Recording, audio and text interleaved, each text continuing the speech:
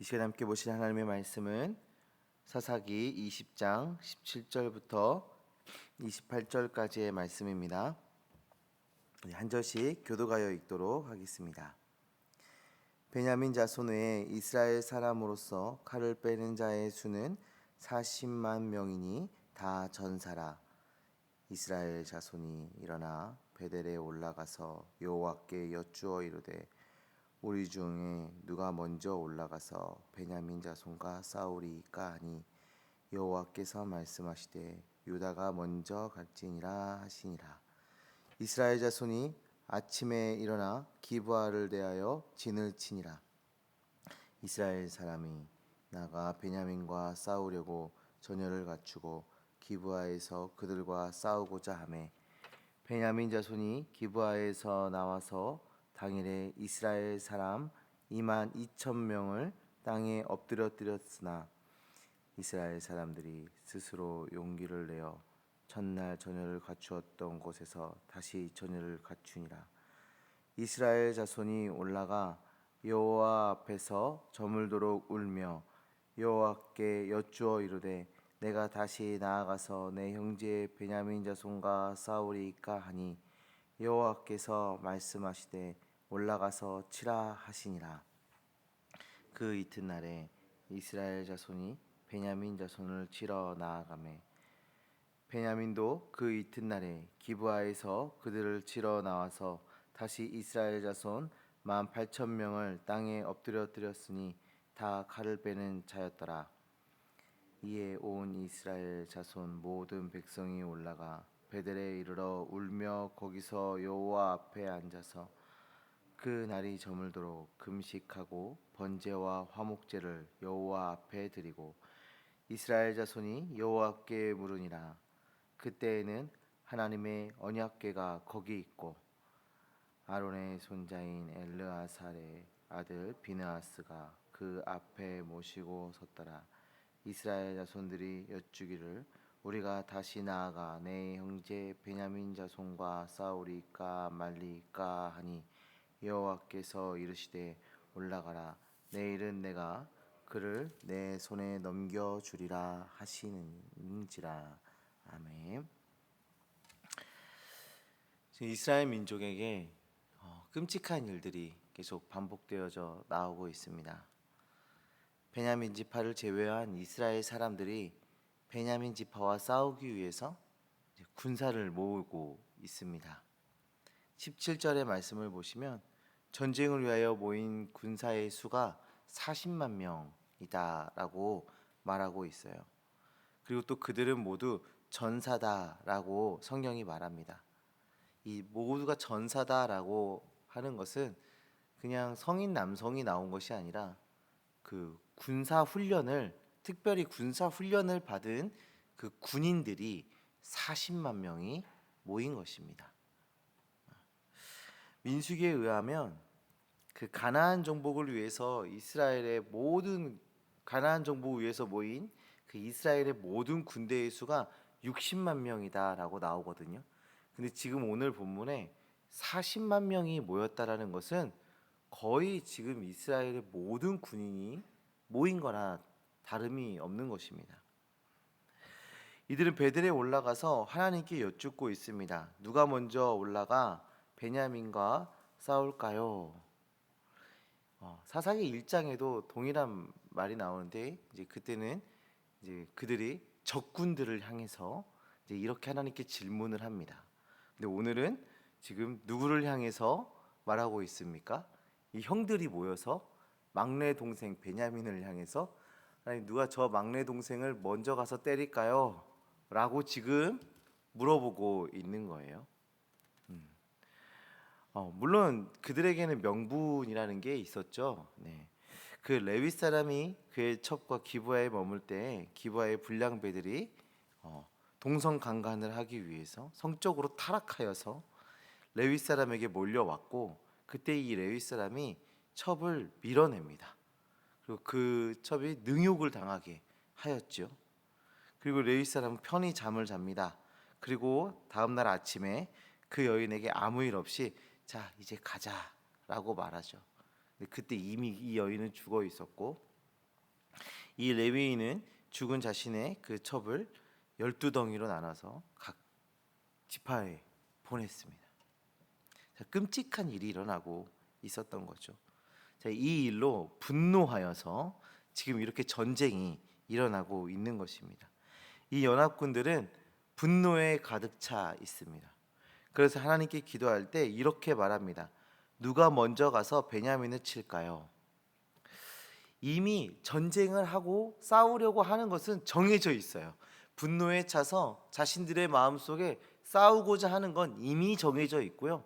누가 먼저 가서 칠까요? 라고 물어보고 있는 것이죠. 지금 이 모습은 이 베냐민을 마치 가나안 사람들처럼 대우하고 있는 겁니다. 형제가 아니라 가나안 종족을 대하듯이, 우리가 물리쳐야 하는 적군을 대하듯이 지금 형제를 대하고 있는 것이죠. 하나님께서 유다를 먼저 가라 하십니다. 그런데 참패를 해요. 이 전투에서 죽은 군인이 22,000명이 죽게 됩니다. 그리고 다시 한번 전열을 가다듬고 다시 한번 스스로 용기를 내어서 전열을 가다듬고 전쟁을 치릅니다. 이 두 번째 전투에도 참패를 당하게 되는데 18,000명이 죽게 돼요.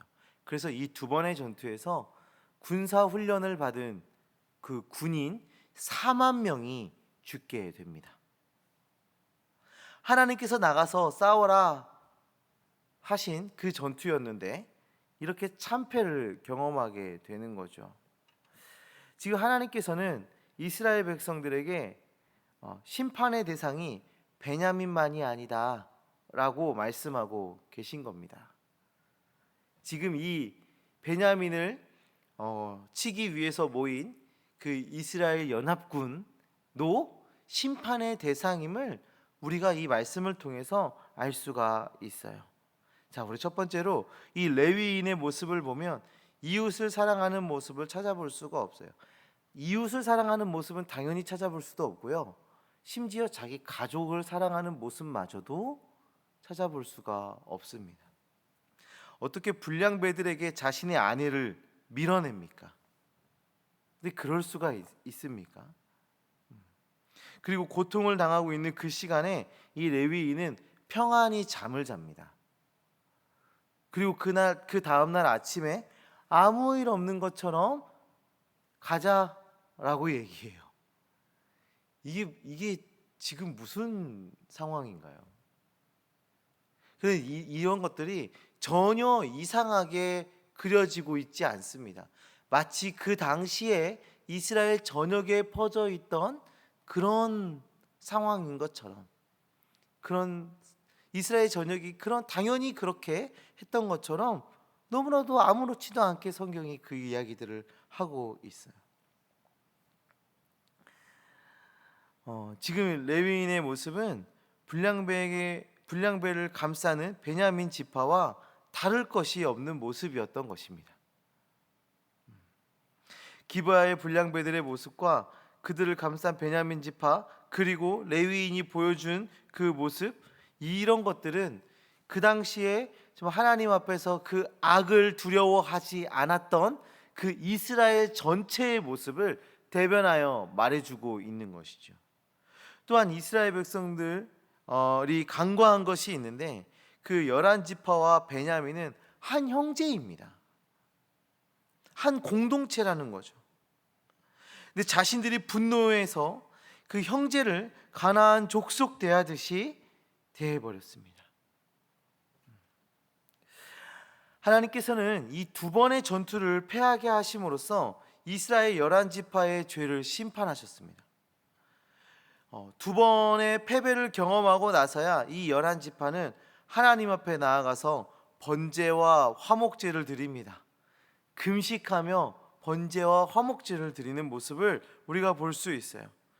지금 무엇을 하고 있습니까? 자신들의 죄의 문제를 하나님 앞에서 해결하고 있는 모습이 드러나고 있는 것이죠.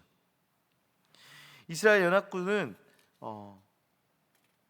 그것을 미리 깨닫고 자신들의 죄악을 먼저 돌아봤어야 했던 것입니다.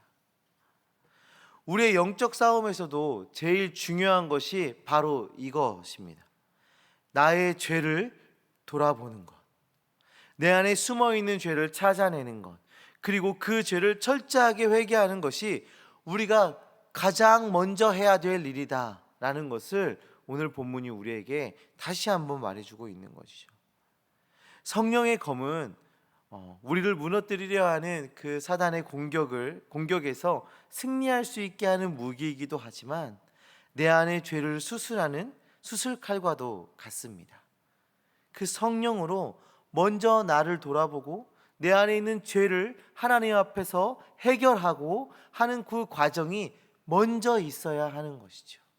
그것이 우리의 영적 싸움에서 가장 선제되어져야 할 일인 것입니다. 성도된 우리는 하나님의 말씀으로 나를 점검하고 진단하고 회개하는 모습을 가져야 합니다. 이스라엘 연합군이 세 번째 전투를 앞두고 금식하며 제사를 드립니다. 금식했다라는 것은 자신들의 힘이 아니라 하나님의 힘을 의지하며 그 힘을 바라본다라는 의미를 보여주고 있는데요. 우리도 나의 힘, 나의 지혜, 나의 지식, 나의 의지를 힘입는 것이 아니라 하나님의 마음, 하나님의 능력을 힘입으며 나아가는 우리가 되어야 한다라는 것을 또 이야기해 주고 있는 것이죠. 이스라엘 백성들이 그렇게 하나님 앞에 금식하고 또 제사를 드리면서 그제서야 하나님께서 그 전쟁에 임하시고 승리를 약속하심을 볼 수가 있습니다. 이것이 우리의 삶의 원리입니다.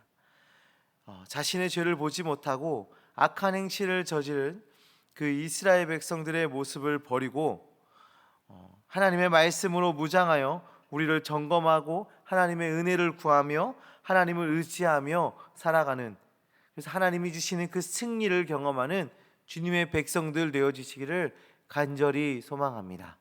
오늘 하루 우리 삶 속에서 벌어질 그 영적 싸움 가운데 먼저 하나님과 나의 관계가 화목하여지고 또 그것으로 통해서 하나님의 능력을 드러내는 삶 살아내시기를 간절히 소망합니다. 기도하겠습니다. 하나님 아버지 감사합니다. 주님, 우리를 사랑해 주셔서 주의 백성 삼아 주시고 하나님의 능력을 힘입어 살아가는 주의 종 될 수 있도록 인도하여 주심을 정말 감사합니다.